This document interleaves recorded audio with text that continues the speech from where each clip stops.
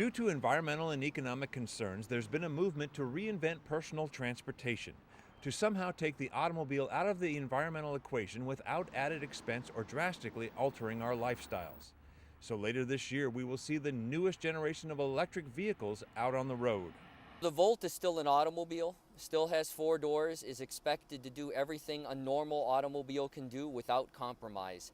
And as such, still had the look and feel like an automobile and function like people expect an automobile to function, but do it in a completely different manner. The current gas-powered internal combustion engine that runs today's automobiles has the luxury of 100 years of trial and error.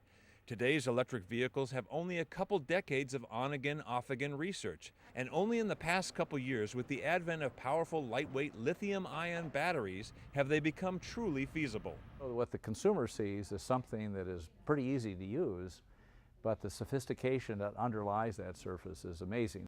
You can go literally through thousands of iterations in math to optimize a design, where in the old days we had to make something in the shop, we would bring it out and test it. Literally you can do hundreds much less expensively, much faster, to get to a far better state of design much more quickly than with the old methods.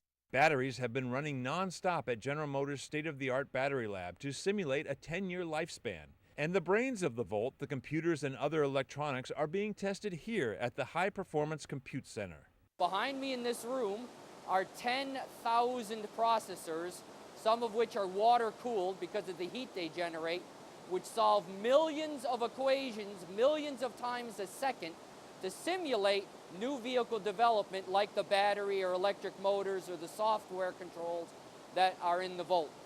This is what it takes to develop the new propulsion strategy in just a few years rather than in several decades. So will the Volt and its electric-powered brethren reinvent transportation? The Volt is on schedule to hit dealer showrooms later this year. I'm Chris Hansen.